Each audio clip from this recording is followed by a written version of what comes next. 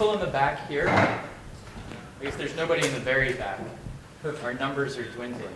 No, I'm just kidding. Okay, so in this class, we'll focus on program representations, which is about the front end, remember. But before we do that, I would like to clarify a few things that concern the back end, since I got some questions about this, and I think the clarification might be useful. So for the next probably 10 minutes or so, I'm just going to try and make sure that things were clear from class 5, and I'll try and relate a little bit what went on in class 5 to class 6, which Iran had led. So the first question that I got is, what are these constraints C prime that we went to all of this effort to establish the satisfiability of, and how do they relate to the constraints C that truly represent the computation? And this was a bit of notation that was in the notes, but I didn't dwell on, so let me just write it out explicitly. The constraints C were over sets of variables. X is a set representing all of the inputs. You can think of big X as a vector of variables. Variables Y, which is a variable, a vector of variables representing the outputs of the computation, and Z, also a vector of variables representing intermediate variables. And we had set up C in such a way that when big X is bound to a little x, the constraints are satisfiable if and only if big Y is bound to the correct little y, where little y is the correct output of the computation, given the input being little x. And we had written all of that in notation. When we move to the front end, not long from now, we'll show how to actually get constraints of this kind. But notationally, C prime, I had just meant to indicate, it has an implicit subscript of little x and little y. And I had intended C prime to just be equal to the constraints where the big output, the big letter x is equal to the verifier's desired input, and the big output variable y is bound to the prover's purported output. So C prime depends on little x and little y. And of course, the ultimate satisfying assignment, Z, or I'll write like that so that there's less confusion. These things, of course, also depend on x and y. The input has a huge effect on how information flows through the circuit and, in fact, whether the given constraints or the circuit is satisfiable. What is going on here? OK. But I got another question, which is, how does the assignment Z really show up in the verifier's checks? Like, abstractly, we went through why it is the case that if there's no satisfying assignment, there's this random variable that fluctuates, whereas if there is a satisfying assignment, this random variable is 0 all the time for the entire probability space. That's true. Some people are happy with that explanation. Others are not. Others want a more mechanical explanation. So what I'll try to demonstrate now is why it is that if there is a satisfying assignment, the checks that the verifier is doing at a mechanical level are easily passed by the prover, whereas if there's not a satisfying assignment, the prover has to throw darts at a dartboard and just hope that the prover got lucky. I'll try to demonstrate that. And in the process, I'll try to work an example. So let's start with the computation f of x, which is going to, actually, let me not use the braces. What example do I want to give here? Let's just say that f of x starts by creating a variable a1, assigning it to little x, the input. So f takes a variable x, it's bound to little x. And I'm using semicolons to indicate that I'm writing code or pseudocode.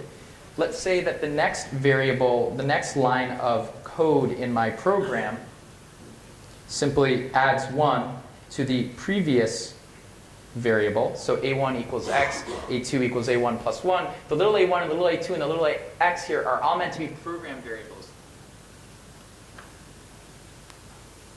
So the microphone has cut out. The microphone cut out. Thank you. OK, so the little a2, a1, and x are not really mathematical quantities. They'll be translated to mathematical quantities, but they're program variables for now. And finally, let's assume that the desired output of the computation y is just equal to A2 times A1.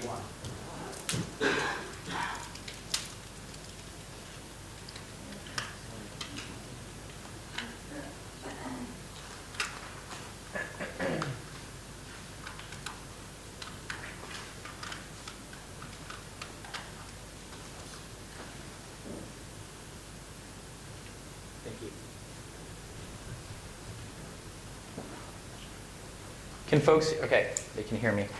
So let's say that y is just equal to A2, and I'll use an asterisk to indicate that we're writing code A2 plus A1. And that's it. And implicitly, there's a return y statement. So let's actually write down the constraints. Let's look at what gamma and lambda would be, and let's look at the verifier's checks in this situation. Just a simple example. So I'm happy to take volunteers. There's a number of, you'll make my life harder if you write down different constraints than the ones that I was planning, since there are multiple equivalent constraints here. But what are some constraints that are equivalent to this program? You just go line by line. I'll get it started. We'll introduce a variable z. I'm generally using z for intermediate variables. And z1 will represent the state of the program variable a1. So the mathematical variable z1, which is over a finite field, represents the program state of the variable a1. And we'll just make sure that those two things are equal in any satisfying assignment.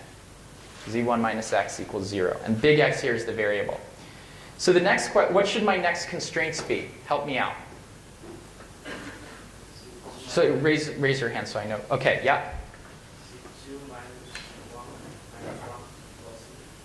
Equals what? Yeah, good. Okay, now what's my next constraint? This should be a z1, so there's not a double negative. What's my next constraint? So this gentleman has created a new variable z2 to represent the program state of a2, and then done the same thing that was done in the line before. That's exactly right. And there's only one more constraint. What should it be? I know this is simple, but when you work through these, then you internalize what's going on, and gives you a foundation. Yeah? Yes. Good. So these are the constraints, and these constraints are what's known as an arithmetization of the computation. As stated in the next part of the talk, we'll be going through in detail how one creates these arithmetizations when the program has more structure than this, and the program has other program constructs. But for now, I want to go back to that random variable q of gamma. So remember our q of gamma here. It's a random variable. It's defined over originally a big Z. It'll be instantiated over a little z. And what should that be? Well, I'm just going to, remember how I had the sum of the gamma sub j times each constraint?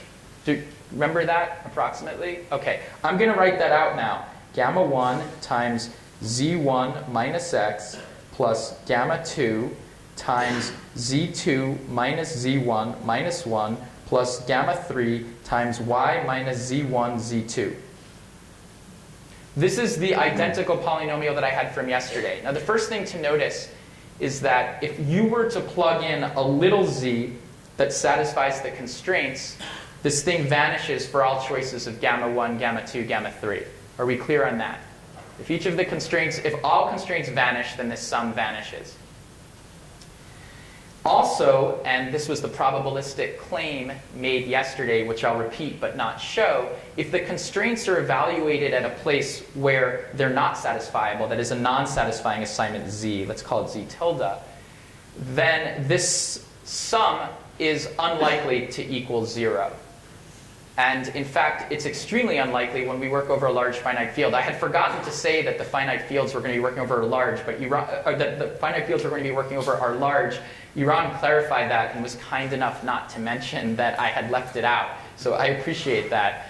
But because each of these gammas is chosen from an enormous field, the probability that this random sum, when one of these terms is not 0, the probability that this sum equals 0 is extremely small, 1 over the size of the field. Our fields in general, when we talk about big fields, we mean 128 bits. So we're dealing with fields on the order of 2 to the 128. This is an enormous number. You can basically neglect that probability. So now the question, when we rewrite this thing in terms of the gammas and the lambdas, what does it look like? And I might be running out of room here. Let's see. Well, you can help me out because there's a Z1 cross Z2 here plus something cross, and I'm writing Z1, Z2 as a vector plus lambda 0.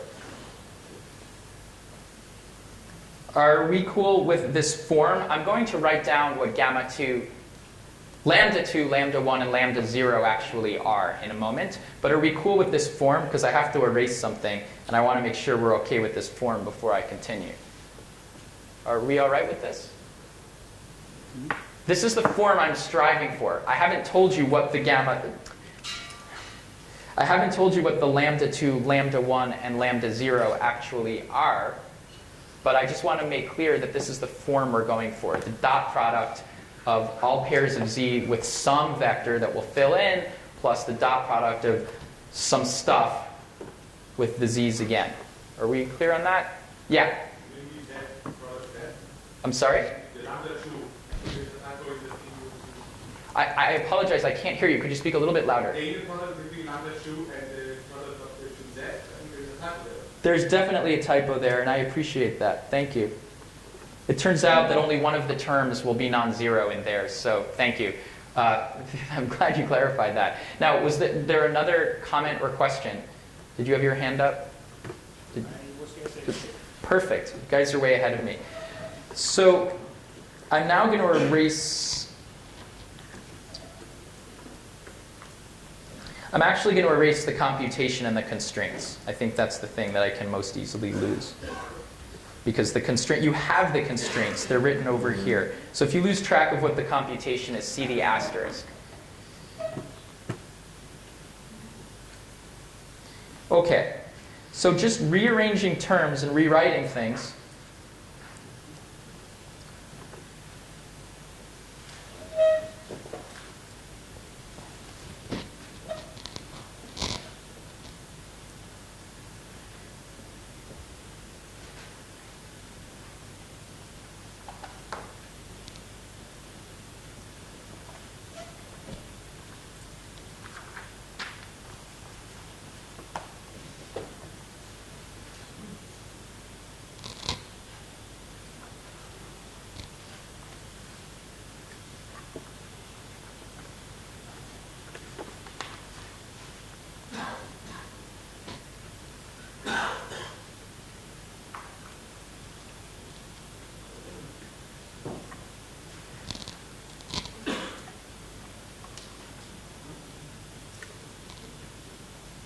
Okay, I think I've rewritten, sorry for the delay, but I think I've rewritten Q of Z correctly here in terms of collecting terms a different way. Have those of you who are keeping me honest, do you agree with this rewriting or not? It'd be helpful to have an indication one way or the other.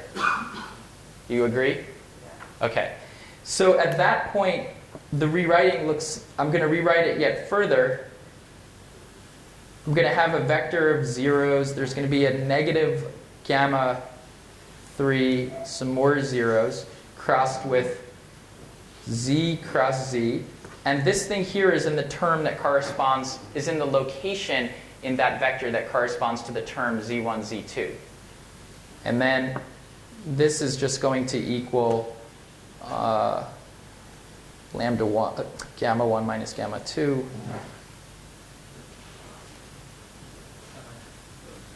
Did I get that right? Okay. And then z1, z2. These are meant to represent vectors. And then plus, actually, I'll just write it out. Why not? Minus. Okay, so at this point, the mechanics, I believe I can communicate the mechanics. So we have our lambda 2. I said yesterday that it depends on the gammas and also on the structure of the computation. And that's true. This negative gamma 3 here is part of the input to lambda 2. And the structure of the computation is showing up in the fact that that there's only one non-zero term. That comes right out of the structure of the constraints. And then the same thing is true for the degree 1 terms over here. So at this point, and then if you look, x and y only show up in the constant terms, which is the fundamental reason that given queries that the verifier performs can be reused over multiple x, y, because the verifier isn't asking the prover about the x, y. Question? Sorry, can you comment, so we are doing something but before. Can you start over and speak more loudly, please? Okay, so you said that this is called the arithmetization of the program. Your question sounds like it's in multiple parts, but Yes. I didn't say this is arithmetization, so Okay, so I wanted to ask what is specific here for delegation of the computation and what is kind of the standard technique for. could you ask the second part again, and then I'll just try and answer them all together? Okay, so it seems that we are doing something standard here. Yes. We do something with a program, make it in a quadratic form, and then we do something. So at which point we do something, at which point we start to do something specific for delegation of the computation? What is the standard thing that people do for something else specific? Well, when you say standard thing, something else, let's see. I haven't put the computation in quadratic form yet, actually. Quadratic form is the R1CS form that Iran had talked about. And I'll get to that actually later when we talk about the front end. What I'm depicting here is a standard construction of ALMSS. This is known as the ALMSS Hadamard PCP. And I'm just applying it to the problem of delegation by making explicit what x is, what y is, what our original computation is. When complexity theorists work, it's not usually how they go about it. They just say, there's some SAT instance, or there's some combinatorial problem, let's reduce it. And I think just for beginning students, and also because we care about delegation, it's worth stepping through the mechanics precisely. But I don't think there's a sense in which we're departing from what others do. Quite the opposite. What I'm depicting here is something that we're going to overcome. I don't want to say overcome, but it has clear limitations that we're going to address in a moment. Does that answer your question? Okay, so I haven't really specified this to delegation. okay, good. So what we're doing is something standard. We improve the form of the program, and later we will kind of use this specific form to. In complexity, this is called an assignment tester. If you want to Google assignment testers, this is where. Okay, good. So we're not doing anything specific. It's not exactly an assignment tester, because an assignment tester has a notion of probabilistically checking the input. It doesn't have access. This is one of the steps towards. Oh, yeah. This is certainly one of the steps toward an assignment tester. I've stayed away from that terminology because I don't want to get confused with the probabilistic input checks and then proofs of proximity, which are outside our scope. So just trust me that the construction that I'm doing is 100% standard. It's part of every Intro to Complexity Theory graduate class. The only thing I've done here is to be very specific about what are inputs and what are outputs in the context of a deterministic function. And I've also swept non-determinism under the rug for simplicity. That's it. In a few minutes, as I review what we did in class 5, I'll explain what the refinements are and how QAPs play a role. But what I'm doing now is very bare bones and basic. I just want to observe, though, to return to the original promise, if you look at what's going on down here, what I'm boxing now, the prover doesn't know what that term is. And the reason the prover doesn't know what that term is that the prover can't predict gamma 1, gamma 2, and gamma 3. However, if the prover is holding a satisfying assignment, it just so happens that gamma 1 times x plus gamma 3 times y minus gamma 2 really will, for all choices of gammas, equal the other two terms. That's just a fact. We set things up that way. I made you believe that earlier, and it hasn't changed as I rewrote things. On the other hand, if the prover is not answering according to a satisfying assignment, then the randomness that's coming in from the gamma 1, gamma 3, and gamma 2 is going to perturb that bottom term, that constant term, that lambda 0 term, so that when the prover answers, the lambda 0 or the additive inverse of lambda 0 won't equal the sum of the other two terms. And that's where the verifier's ability to rely on randomness is showing up, in this case, mechanically in that constant term. Does that make sense, approximately?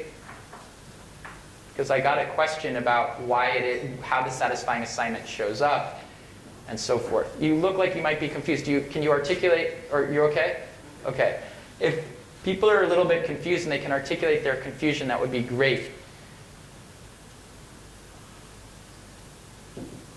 Okay. I'll move on briefly.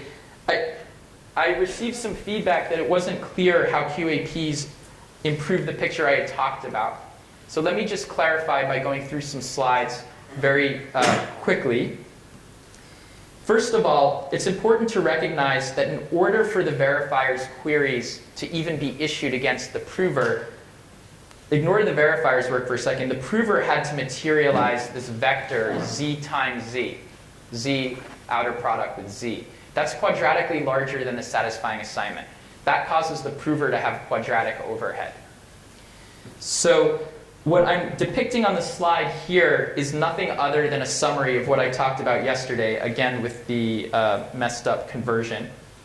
This is the end result of applying the protocol of IKO to the standard PCP, which is a proposal of IKO. And then what Iran had talked about was very similar in terms of the query structure. There's also a linear query structure when one looks at what's going on in the exponent. And I'm simplifying, but at a high level, there are linear queries as well. What do I mean by linear queries? I mean that the verifier is asking the prover to compute dot products against some vector that the prover was supposed to be holding.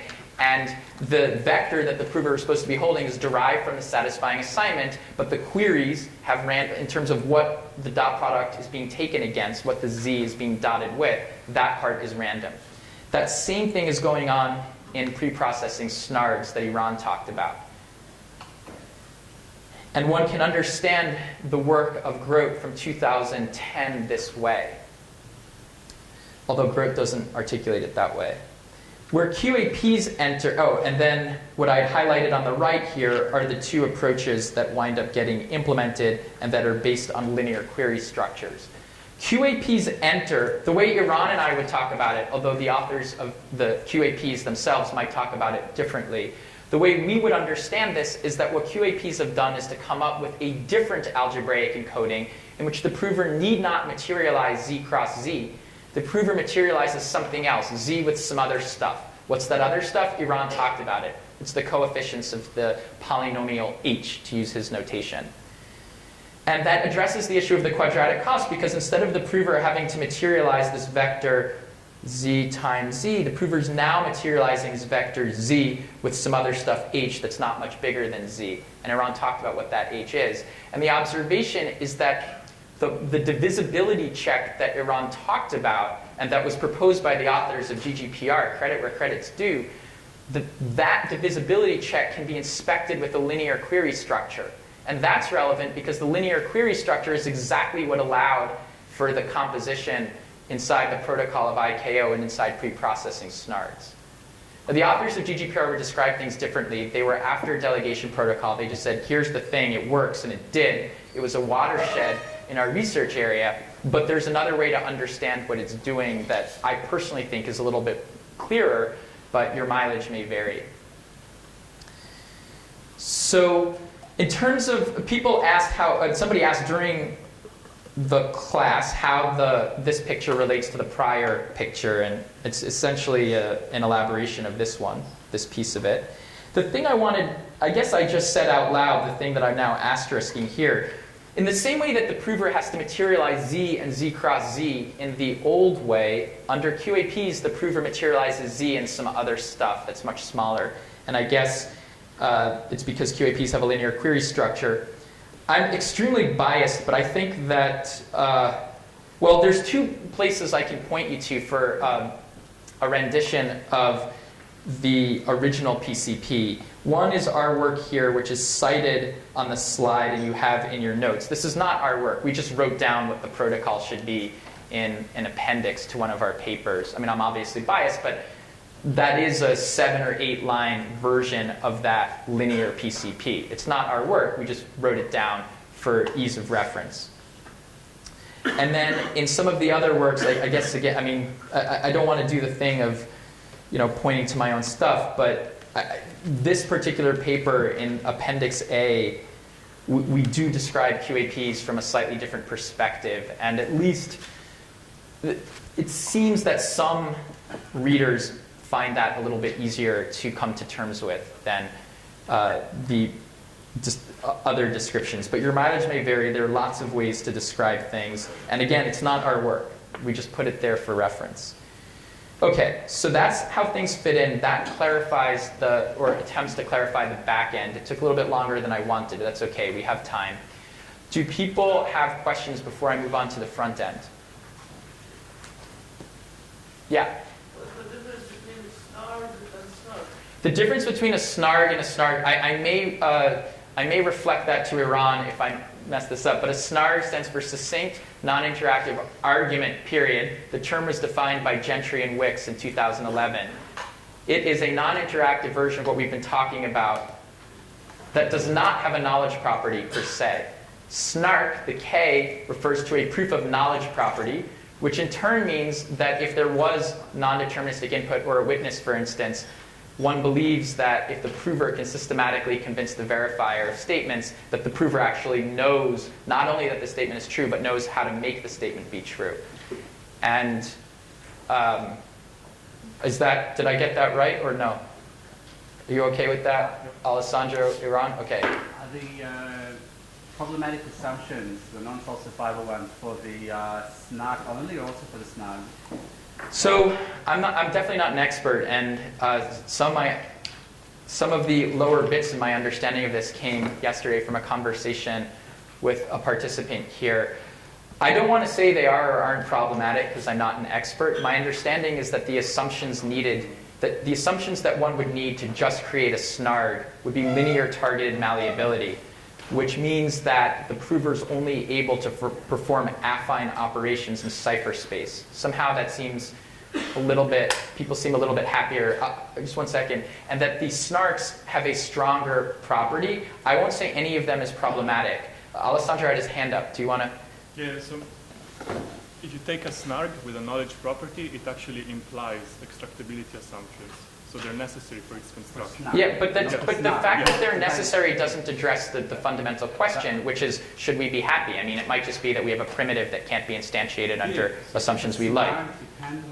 So then this goes back to the Gentry-Wicks result that has, as far as, you're restricted to these black box reductions to, if you use a black box proof of security, then you're stuck with falsifiable assumptions. But Yeah, I think that they don't consider knowledge. But I think, Alessandro, what you're expressing, as I understood it, is the fact that we don't know. In fact, there is an impossibility result about producing snargs or snarks under falsifiable assumptions. But I think there's still a question about, is a snarg versus a snark? Does that have a difference in how strong the assumption is? And my understanding is that the answer is yes, that a snark has to have a stronger assumption than a snarg. Is that? I'm not sure how to construct snark with weaker assumptions than... So my understanding is that in BCIOP, you guys actually did exactly that. And then you have to add an assumption for the snark. No, the proofs, no. Okay. It was already 2 years ago when we wrote it, but my recollection from then is not of this sort. All right, so fine. The bottom line is I don't know what the answer is to that question. Other questions? Yes? Yeah, I'm slightly confused about the gammas. Okay. So, as far as I understood, we keep them randomly once, for example, from the very first. We can use them to delegate more instances. Is that correct? Yeah, once you pick these gammas, you're locked into the structure of the constraints.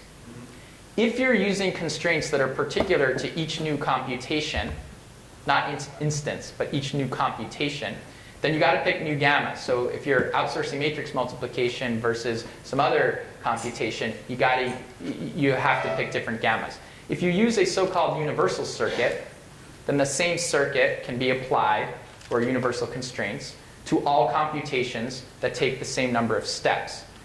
There's a price to using universality. We'll go over that, and Iran will actually talk about that in the next session. But if you use a universal circuit, then you could pick the gammas here for all of the constraints that represent the universal circuit and then reuse it. Does that answer the question? And when I talk about reusing, I mean different things in the interactive argument case and the non-interactive argument case, but it always refers to over different input-output pairs.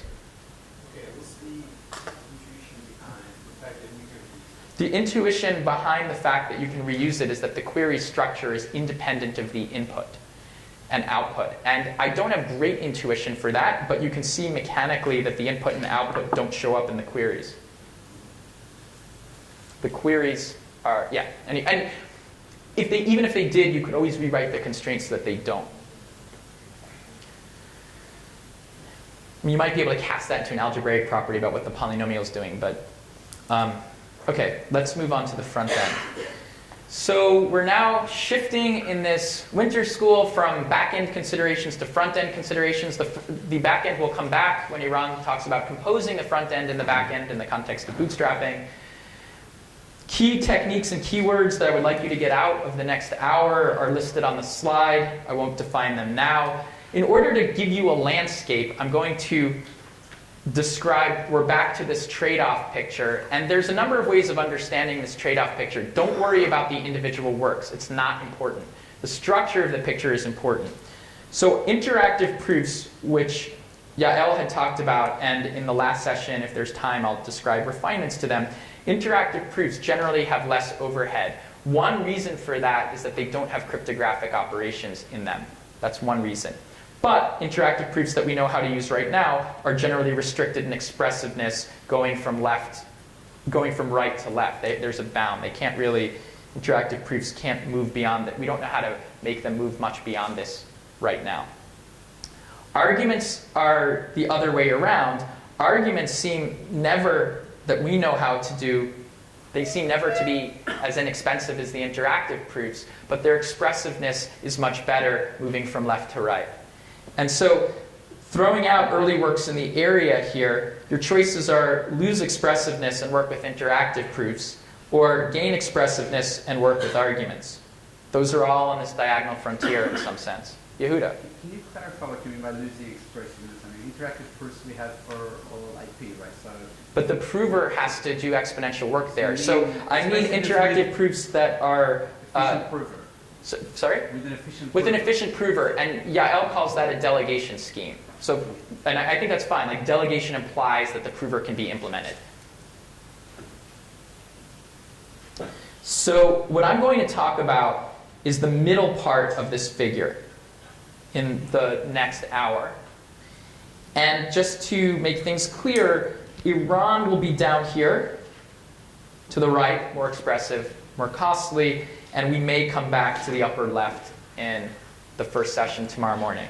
But I'm going to go over this piece here in terms of how arbitrary... Yeah, so there's one more thing I should say, which I didn't. The structured versus arbitrary versus CPU. The interactive proofs require a degree of structure in their arithmetic circuit.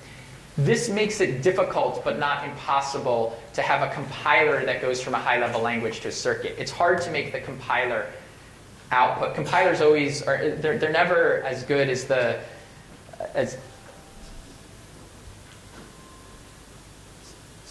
the compilers are never, it's hard to make the compiler output a structured circuit.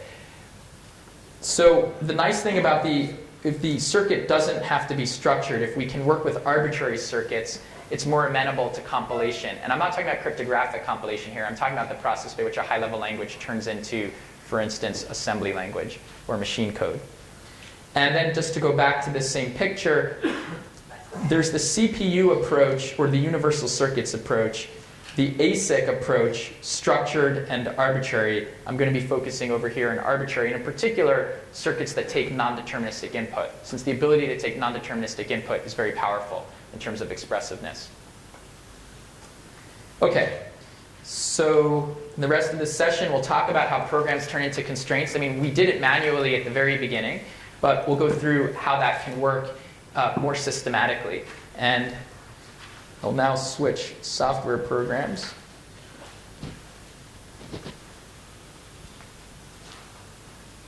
Okay, so all I've written on the slide here is that we're going to walk through the process of arithmetization.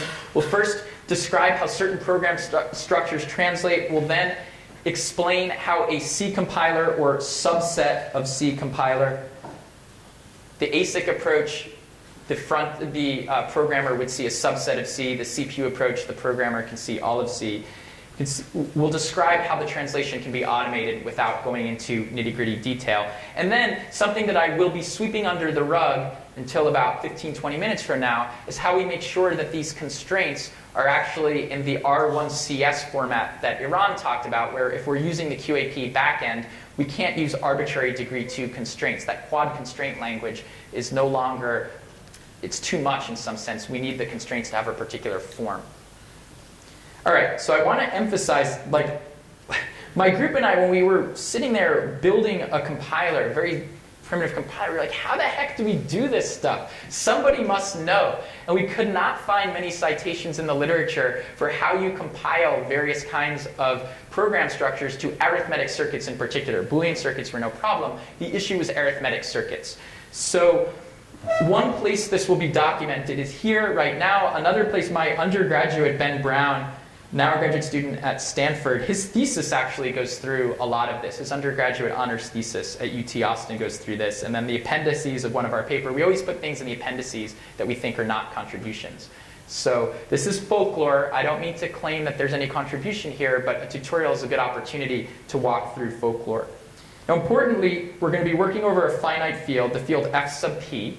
This is not, strictly speaking, a requirement. You could imagine arithmetizations that work over a field like, I thought my pen was having issues, gf2 to the k for a larger k than 1. You could imagine that, right? I mean, if it works over gf2, that's a Boolean circuit. But if it works over something larger, you could imagine such an arithmetization. But for now, to keep things simple, we're going to be working over the finite field f sub p, which is just the integers mod of prime. And as just a warm-up, when we have we've already seen this. When we have an assignment statement, what kind of constraints do those translate into? Z1 will equal 4. And then what do I write next? Do I write Z1 equals Z1 plus 3?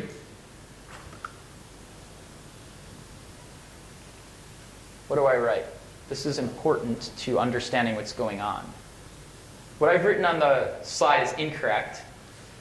I need to introduce a new variable. So I'll cross this out and just say that Z2 equals Z1 plus 3.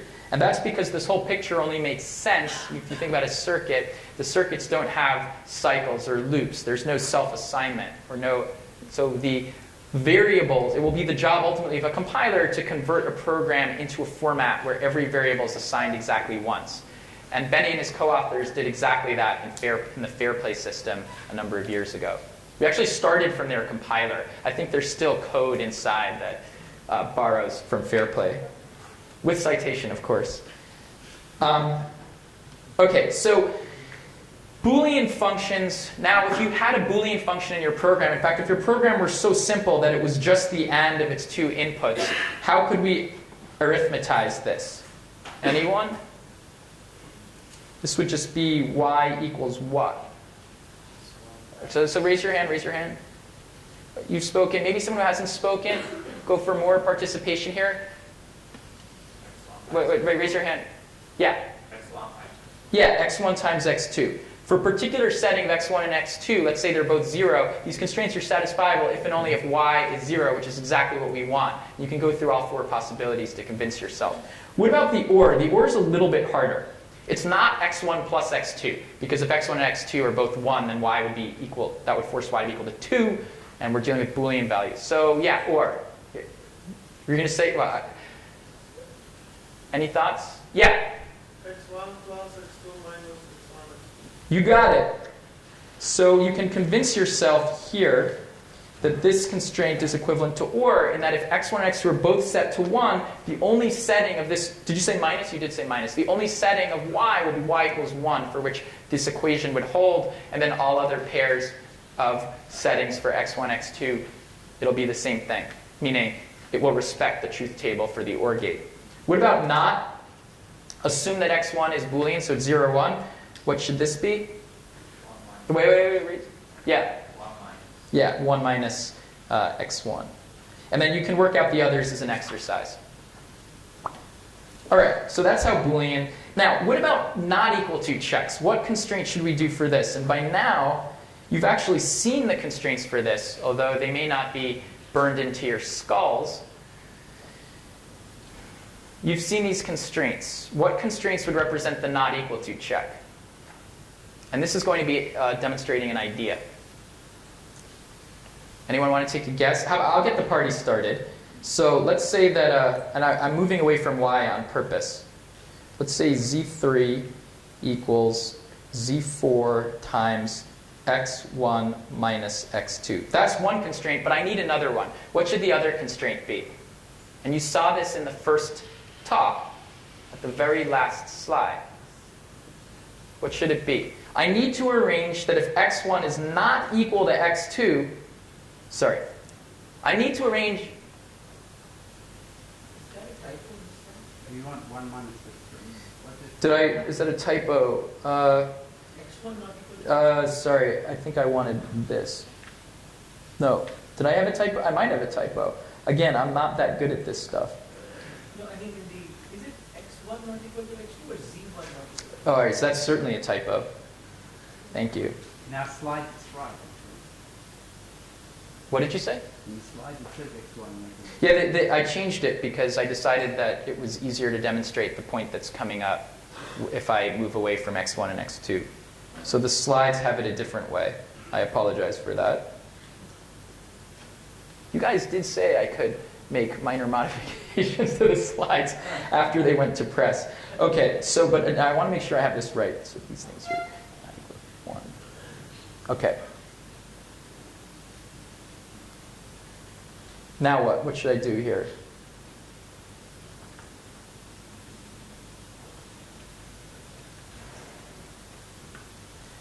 Okay.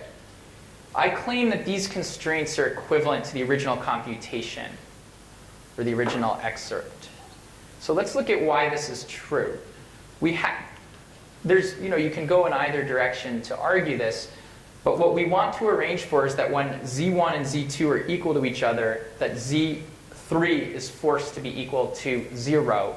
And when z1 and z2 are not equal to each other, did I get this wrong? When z1 and z2 are not equal to each other, z3 is forced to be 1. That's what I need to arrange.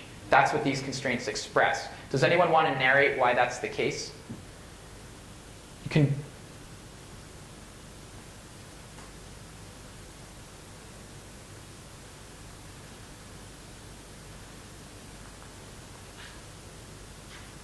So what happens to the bottom constraint if the variables z1 and z2 in the course of a particular execution, if those variables happen to take values such that z1 and z2 are not equal to each other? What happens to the bottom constraint? Let's assume z1 is not equal to z2. How can I satisfy the bottom constraint? I only have one choice. Sorry? I have to set z3 equal to 1, because if z2 is not equal to z2, if z1 is not equal, thank you. If z1 is not equal to z2, this thing's not going to be equal to 0. There's no way. We're working over a finite field. It's just not going to happen. So the only way to make this thing equal to 0 is if and make the product equal to 0 is if one of the factors is equal to 0, which forces z3 to be 1. So that sounds pretty good. This ensures that if z1 is not equal to z2, the output is forced to be 1. That's good. What if z1 does equal z2? Wait, yes. What if... Did I screw something up? No, we're in good shape. We're totally in good shape. What if z1 does equal z2? Now what? Yeah? Just one question. So then use... Wait, let me just answer that and then I'll answer the question. Okay, so then you have that Z1 equals Z2, then the first peak is 0. Then it forces Z3 to be 0. So this raises the question, what's the role of Z4? Is that, were you going to ask about that? Yes, I wanted to ask why when you consider the first case, you said that, okay, if Z1 equals Z2, it forces Z3 to be 1 because of the second equation. The second equation is what forces Z3 to be equal to 1. But there's still a way to satisfy the first equation under that situation. And that's important. Yes, so the role of Z4 is to let the first equation to be satisfied in this case. Yes, well said. The role of Z4 is to arrange for the first equation to be satisfiable in the case that Z1 is not equal to Z2. The point that I want to illustrate with this example, though, is that this is a purely deterministic computation.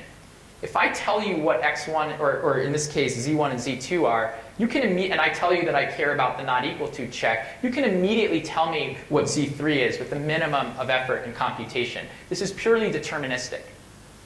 And yet the expression of the constraints here relies on non-determinism. And the reason for that is that if you're the prover and you're just given a bunch of constraints, if you're given a bunch of gates and they follow a logical order, then you can execute each gate. If you were the prover and you were just handed this constraint, you would not know what Z4 should be. You would only know what Z4 should be if you happened to be aware of the fact that there was this other constraint that was paired to it. So if I just handed you a constraint, Z3 equals Z4 times Z1 minus Z2, and I told you that Z1 was not equal to Z2, there would be a lot of ways of satisfying this first constraint. As long as Z4 could equal, Z4 could equal Z3 times Z1 minus Z2 inverse. And there's a lot of settings of Z3 and Z4 for which this holds. It's only if you know, if you're the prover, if you just happen to know non-deterministically, if you're given advice that this other constraint is relevant, that you know that actually it's not the case that Z4 can be whatever with respect to Z3, but in fact Z3 has to be 1, and that makes Z4 equal to the multiplicative inverse of Z1 minus Z2 over the field. Are we clear on how non-determinism plays a role? So there's a number of cases, and we'll see them again on the succeeding slides, where the ability for the prover to know what the original computation was. The way this is actually implemented is the prover's given an annotation with each constraint and told what the original program statement was. That helps the prover solve them. Okay, so as an exercise, you can, I won't do it now, you can fill in the bottom one. Picture's not totally different. Okay, next, what about conditionals? You're working in an arithmetic circuit, although the issue also exists for Boolean circuits, as we were discussing. And you want to represent in equations a conditional check. So I want one or more equations that will be true if and only if the execution of this if-else respects the actual program. Any thoughts? What do the constraints look like?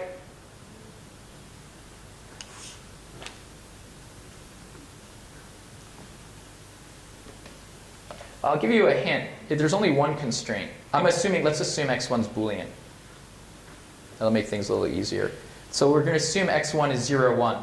By the way you can force in constraints any variable to be equal to 0 or 1, I mean, the compiler can arrange that any variable is equal to 0 or 1 just by making sure it's only the output of tests.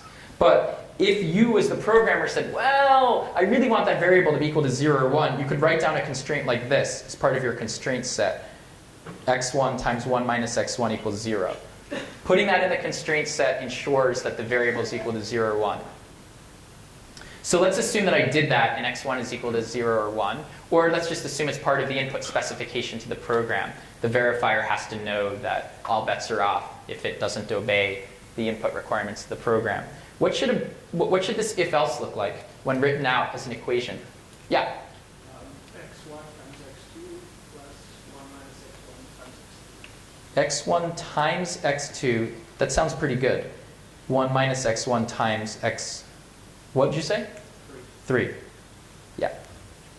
So because x1 is 0 or 1, you should convince yourself that in the event that x1 was quote unquote true, that it was set equal to 1, the second additive term here will get killed. And the only way to make y true is if we took y equal to x2, which is exactly what we wanted. Now, one thing that I'm not doing as I go through this is establishing the biconditional. I'm simply showing you that if we have some constraints, I'm simply showing you that if you have some values, some constraints are satisfiable. If I were really going to be pedantic, I would show that when the constraints are satisfiable, it corresponds to correct program execution. But I'm doing that with hand waving. So I haven't done both sides explicitly. And then conversely, if x1 is equal to 0, this piece goes away, and the second piece winds up existing, which causes y to be forced to be set equal to x3, which is exactly the logic of the if-else. So as an exercise, I'm not going to do it now. Answer what happens when we have 3 branches or 4 branches or a case or switch case statement. You can work that out. And then, as another exercise, which I again won't go through, what happens when a variable is conditionally updated? That makes things a little bit harder. But you can work it out as an exercise. The general concept of representing a multiplexing operation with an equation holds, but you have to be a little bit careful about what goes into that equation. All right. Next, loops are unrolled in this computational model. So if you, the programmer, wrote a loop, then in order to get that into an arithmetic circuit or a Boolean circuit, one has to unroll the loop, which is to say that for each iteration of the loop, new variables are introduced. And then the flow of information through the constraints or the circuits goes from variables in iteration I to iteration I plus 1. And that's what I've depicted on the slide here. The single variable I here winds up getting, yeah, I did this right. We get a new instance, a new mathematical variable over the finite field for each iteration of the loop. And this will turn out to be costly in space, but not costly in time. The prover had to do the work of running the loop anyway. So we got 2 questions. Yeah? I'm finding it hard to hear you. I see that you unroll the loop 10 times, but what happens if, for instance, it's set that j will go up to some variable that you will input? That's a wonderful question. We're out of luck. No, I'm kidding. In the second part of what I'm going to talk about, I'm going to talk about data-dependent control flow. So the question is a great one. We said loop bounds must be static for now, and the question you're asking is, what if the loop bound isn't static? What if, for instance, the break condition depends on the variable, on some input variables, or the break condition can't be inferred ahead of time? Or what if in the middle of the loop we say if foo break out of the loop? I'll address that. That's the second part. I don't remember. I think I didn't make my outline clear. I'm sorry, but if you go through the notes, this piece is in 3 parts, and the middle part is data-dependent looping. So thank you. Question. Was that your question? Excellent. All right. So negative numbers over the finite field require some care. So far, I've only been dealing with positive numbers, if you notice. So the reason that negative numbers require care when your underlying computational model is equations over a finite field is that finite fields don't have a notion of negative. In fact, they don't even have a notion of one thing being greater than another, less than 0, greater than 0. That concept doesn't exist for the finite field. So the question is, what do we do in this situation? It is unacceptable to impose the restriction that computations can only ever work over positively valued variables, right? I mean, you could say, oh, our computations are only going to work over the natural numbers, but it's a little bit questionable as a computational model. So we're actually going to be able to work with negative numbers, and that's important because once we can work with negative numbers, we have a story for what to do about inequality comparisons. But I want you just to start thinking, just get the gears turning. If you're working over a finite field, how can you even express the notion that one thing is less than some other thing? All right, so here's one way to do it. The finite field can be regarded, of course, as a circle from 0 all the way up to p minus 1. And by convention, this is just a designation, we're going to designate the first part of the field as the positive part. and that will go up from 0 to 2 to the n minus 1. And we're going to designate the top part of the field. There's often going to be a demilitarized zone in between the positive and negative, but not always. Sometimes they'll abut. And the negative part of the range will be 2 to the n minus 1 all the way up through p. And by convention, the compiler will just know that if it sees a constraint like z equals negative 3, that's a program statement, not a constraint. That's the whole point. If it sees a program statement like a equals negative 3, the compiler transforms that to a constraint like z equals p minus 3. The compiler is smart enough to do that. Are we clear on that? And then the compiler also has to make sure, let's say this is also a p minus 2 to the n minus 1. The compiler also has to make sure that the compiler will help us track whether p, this is a requirement on the prime p. And then finally, we have the compiler keep track. This is not the only way to solve the problem, but we have the compiler keep track of how large the intermediate values are growing to make sure that the computation, that the intermediate values have to be contained in the range, in this range. And I may have a boundary error here. Maybe this should be a parentheses instead of a bracket. But the compiler will make sure that variables don't go beyond that range. If variables did go beyond that range, if they went outside the right here, or whoa, you guys are, why didn't you tell me this? That range wasn't really much of anything. So the compiler makes sure that the program itself, the original programs, the intermediate variables are limited to negative 2 to the n minus 1 up through 2 to the n minus 1. Provided the intermediate variables stay in that range, it's okay to separate the finite field this way. If the variables ever cross out of that range, then confusion could result. Now, if all of this is itself confusing you, we can just think about this as avoiding the issue of wraparound or overflow. The field is chosen large enough so that there's no wraparound or overflow. Are we clear approximately on this? Negative numbers are mapped by the compiler into the top part of the finite field, and then from there we're in business because all of our equations are over finite fields, and by now we're experts at manipulating these equations. Yeah? And again, this would be possible only if it can be statically determined. It has to be static. The compiler actually has types. Our compiler, there's other ways to do it, but the compiler keeps track of the type of a number in terms of how large it is or can be, and then it makes sure, in order for a program to type check, it has to be the case that there's no overflow. It's a primitive kind of type checking and static checking, but it works. We're not at the frontiers of programming language research here. Actually, it's more like we're like reinventing computing in this other, model. It's, sometimes things get a little bit nasty. I'm not going to talk to you at all about how to deal with fractions. The worst is when you have inequalities and your quantities are fractional.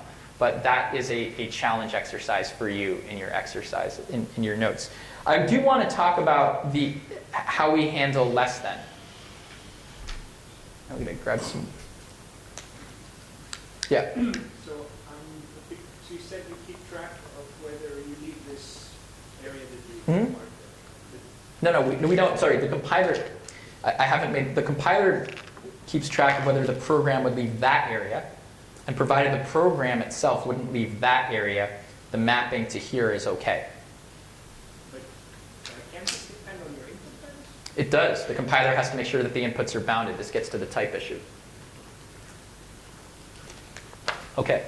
I'm going to go through this, and then I'm going to suggest that we take actually, how much longer? There's a few more slides, then I'll suggest we take a 2-minute break as a refresh and then come back. Not necessarily go outside, just to... but for now, for the less than, do you guys want to help me fill this in, what you think these constraints would be to express less than? What I'm going for here, don't worry too much about what's over here. You can study what I'm circling now on your own.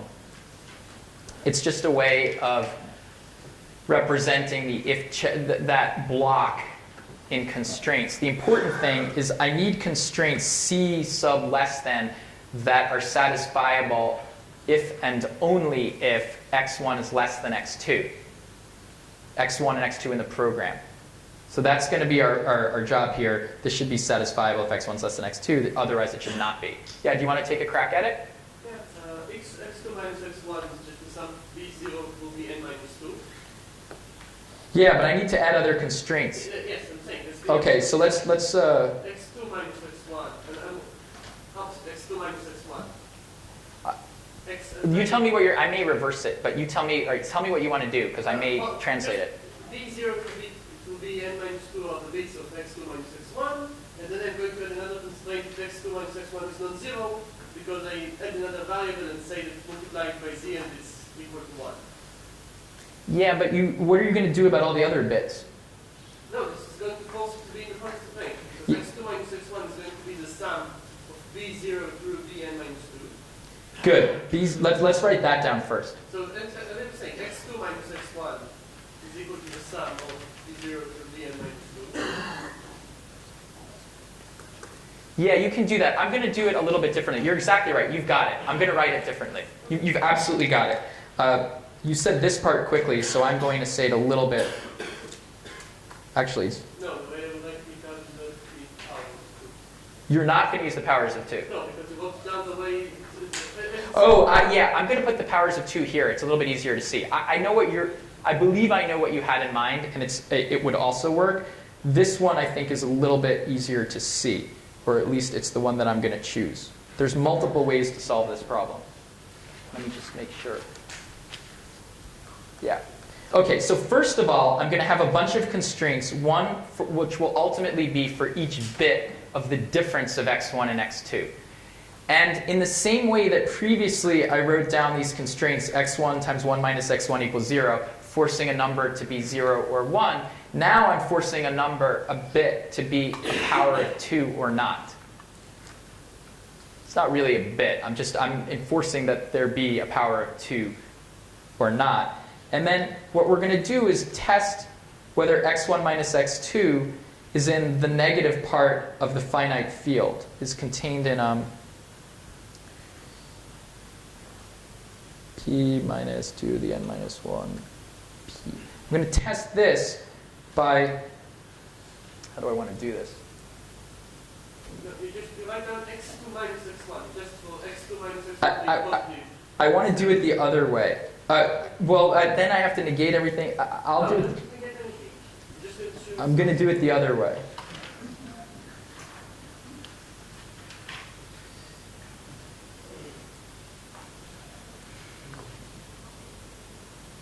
Okay. I claim that these constraints actually perform the less than check. It's logically equivalent to what you have. But I don't want to take the risk that you have an off by 1 error or something similar, and I've got something wrong on the slide. So why does this work? This is taking x1 minus x2. We can certainly subtract those two numbers.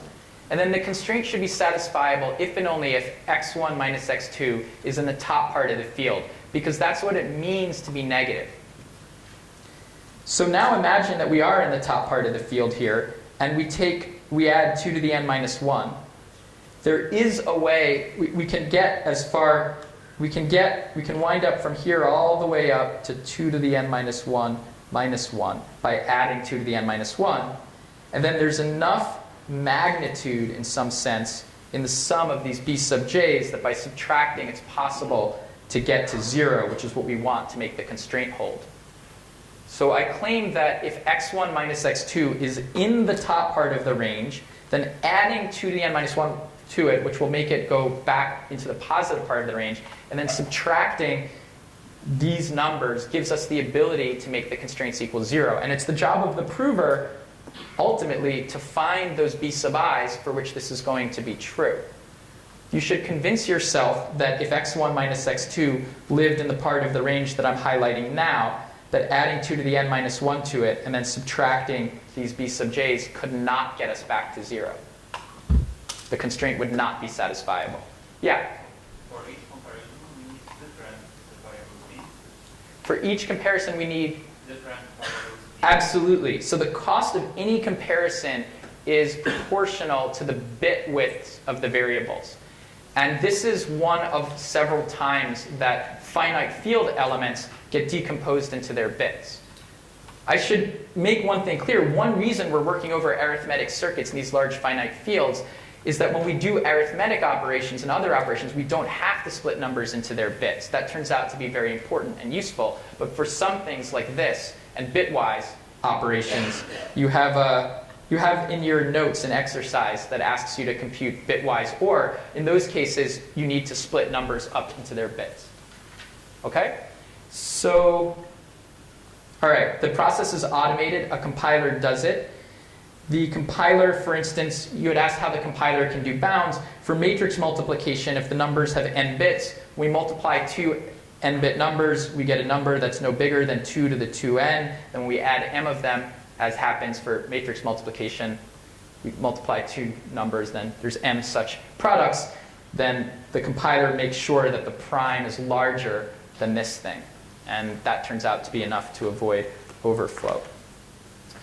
And then the compiler is smart enough not to produce constraints for a number. If a number only has w bits, then that's the number of constraints that will be output in terms of those b sub i's.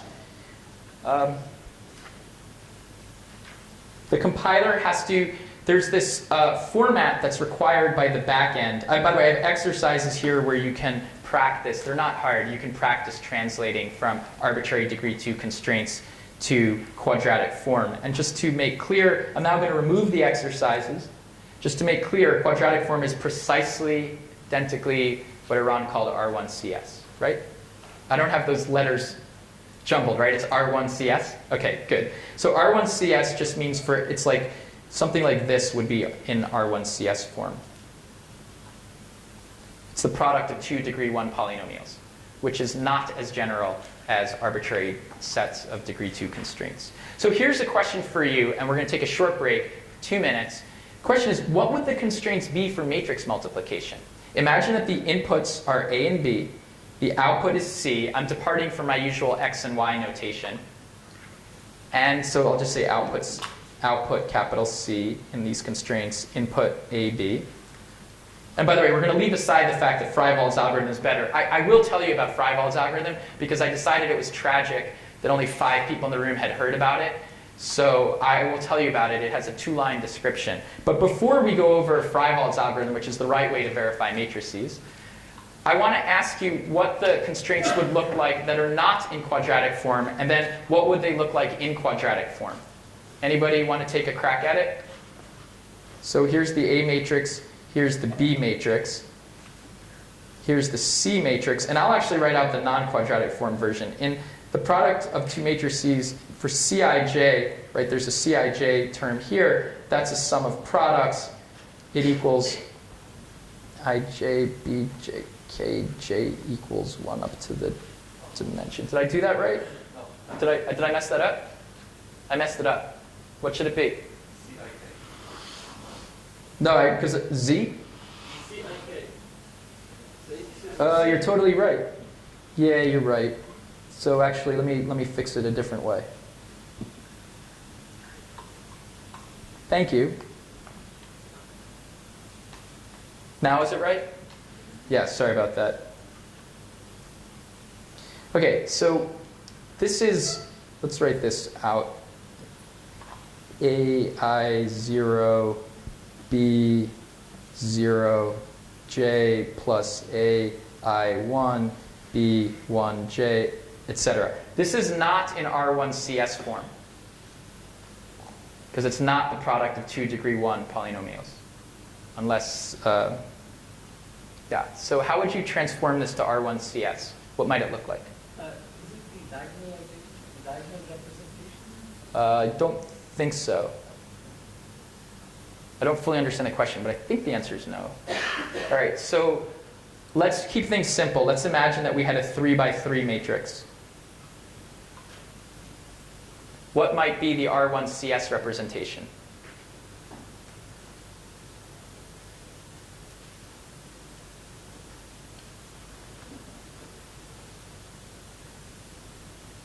Any thoughts? Yeah? Well, you just take each of the products, give them a name, and then add them one by one.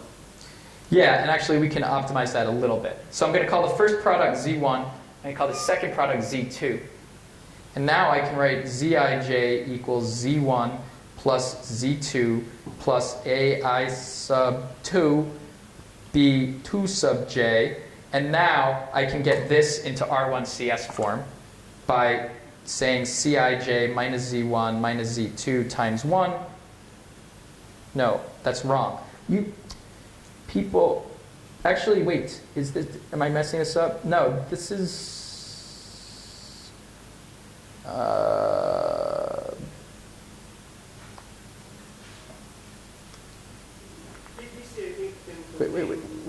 wait.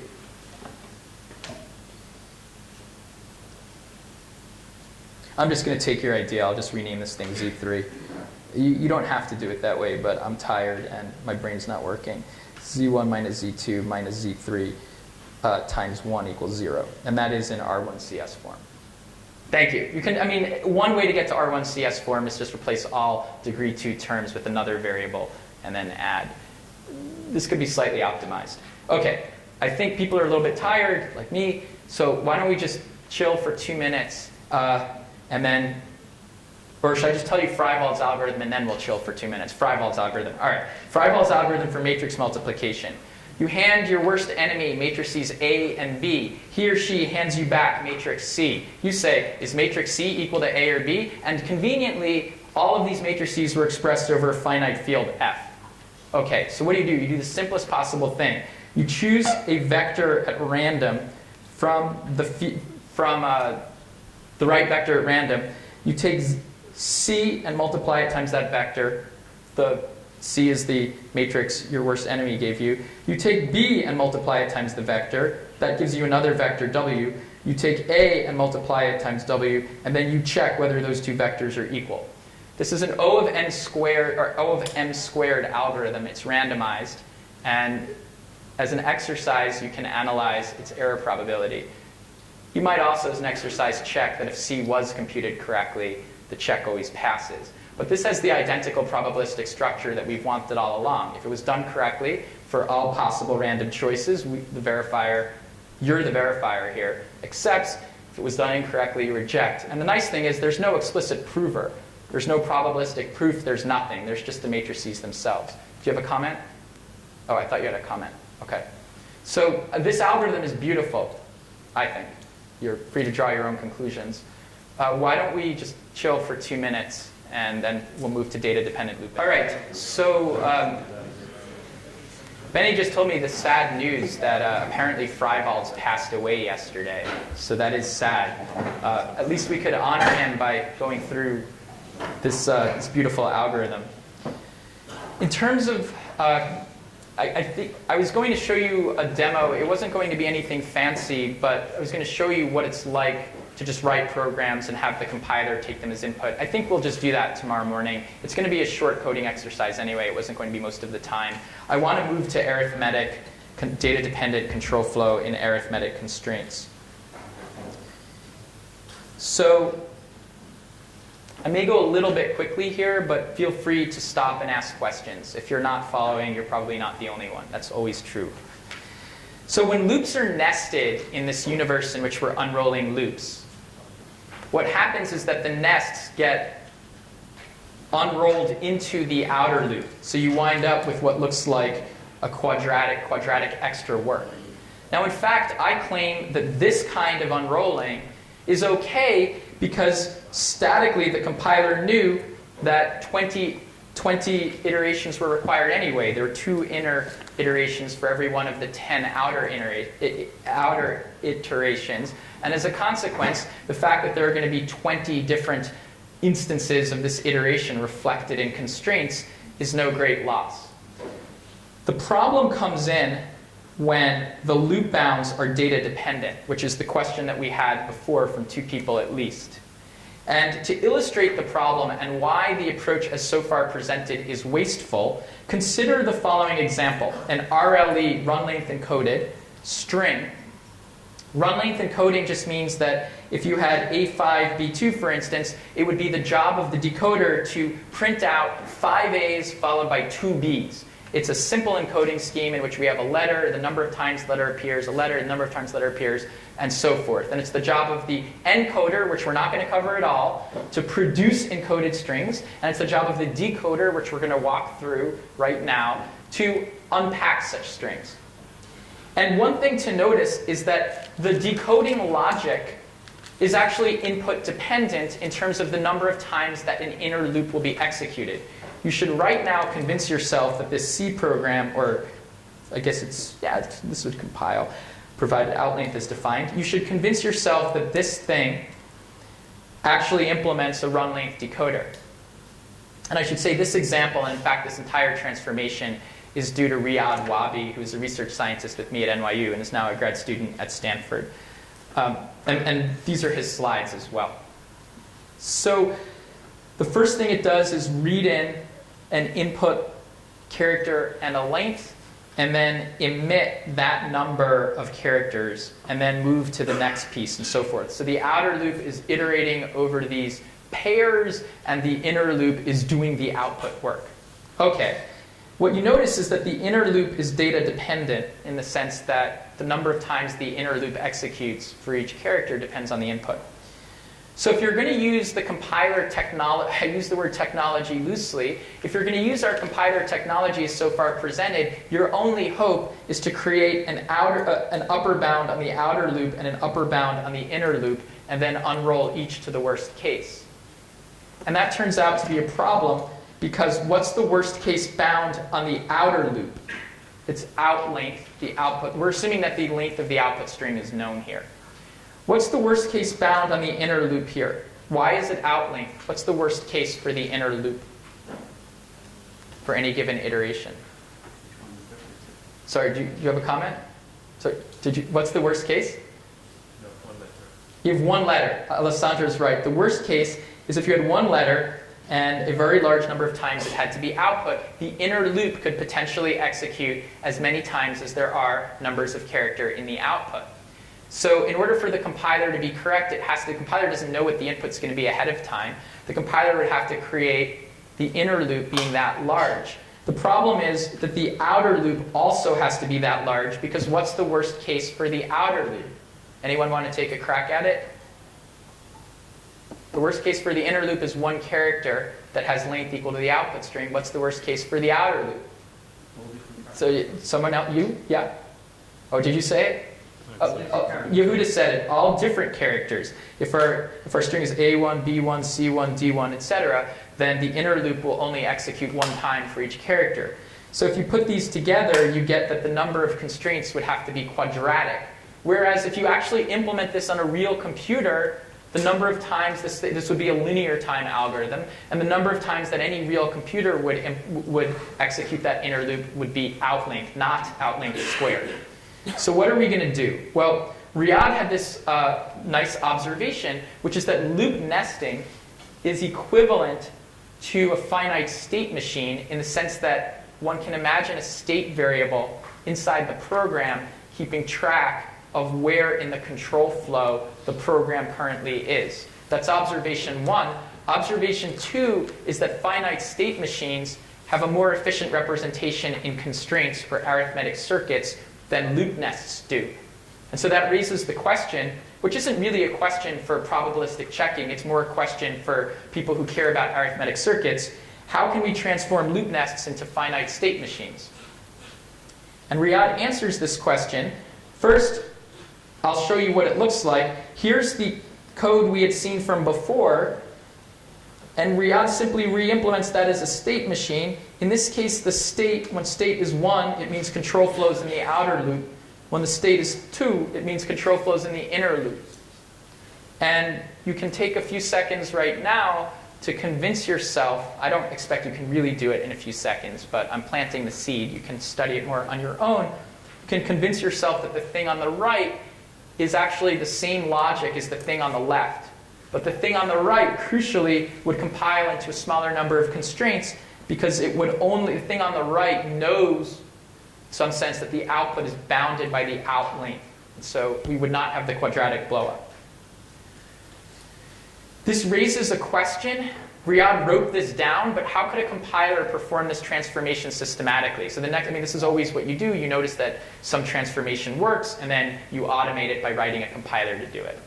And so Riyadh wrote a source-to-source compiler that goes from programs that have loop nests to programs without loop nests. And how does his compiler work? Well, he builds a control flow graph. And a control flow graph is something in which there's a vertex for each straight line piece of code in the program. And the edges that connect those vertices correspond to control flow. So for instance, vertex 1 represents this piece of straight line code, and vertex 2 represents this piece of straight line code. From vertex 1, one always transitions to vertex 2 because the logic of the program always goes this way. So we represent that by drawing an arrow from 1 to 2. Likewise, or similarly, from within state 2, if the length is greater than 0, we self-transition. The program itself stays within this inner loop, and that's reflected in the control flow graph with a labeled edge, the label being length greater than 0, from 2 to itself. And then finally, 2 transitions to 1 when the program would have broken out of the inner loop, and that happens when length is less than or equal to 0, that is when the while condition is false. And that gets us an arrow, a labeled arrow from 2 all the way back to 1. So remember what we were after. We wanted a state machine. But guess what? This control flow graph winds up looking a lot like a state machine. So from the control flow graph, just output the equivalent finite state machine. Boom. And the code on the right is exactly what I promised you I would construct systematically. So this is a nice, I thought this was a kind of nice little thing. Well, what are we going to do when we have loop nests? Well, the answer is translate them. Okay, so this technique generalizes. It works by source-to-source translation. There are 2 issues here that I want to cover briefly in my remaining time. I think I have a few more minutes. 4. I think I can do it 4 minutes. All right, it's 10. We started. Okay, so one issue is that the programmer has to tell the compiler how many steps to unroll the finite. Don't worry, I'm not going through all the slides. I'm rearranging things. This is not going to cause panic. So the compiler has to bound the number of iterations, that is the number of transitions total in the finite state machine. And there's no program memory in this model, so we still don't have something like a function pointer. There's no way for one function to call another and have one of the parameters be an address that other function could consider jumping to. We can't implement that in this model. What model can you implement that in? Well, that brings us to the CPU approach. And the CPU approach, this is a preview of what Iran's going to talk to you about. One interesting observation, this in fact is where Riyadh came up with this, is that the state variable that we had in the finite state machine, what loop are we in, you can think about that as a very primitive, very coarse program counter. That state is saying, well, we think we're in this loop and we're in this piece of the code. That's like having a program counter or an instruction pointer, meaning a register on the CPU that keeps track of where the control flow actually is. So that raises the question, well, why don't we just represent a CPU in constraints? And people have done that. People sitting in this room have done that. Iran is going to tell you about that. The programmability here is fantastic. Whereas Buffet, the previous thing I told you about, doesn't handle function pointers, this handles the entire C programming language because it presents an actual CPU or processor abstraction. You can't get around the fact that the programmer has to select the number of CPU steps until you move into bootstrapping. But you do get around the issue of no function pointers. There is a trade-off, though. Nothing comes for free. And oh, by the way, I also want to say something I've completely glossed over is how you could represent RAM computations in this model. Like if there's a load or store and the address that's being loaded from or stored to isn't known at compile time, what do we do? And I've put notes and pointers in, I've put citations and pointers in the notes where you can read about the solution, but I'm not going to go over it. I think Iran may talk about it. And I guess I'll save this for tomorrow morning, the cost and comparison, but I'll give you the high level. The high level is that the CPU-based approach is much more expensive, but it carries greater expressiveness. So the CPU approach moves us down And to the right, which, to the right is good, down is bad, and what I've been calling the ASIC approach and showing you is more up but to the left. So Iran will show you the other side of that trade-off next. I apologize for having used a few extra minutes. And I guess, do we have time for a question or two? Okay, I'll stop there.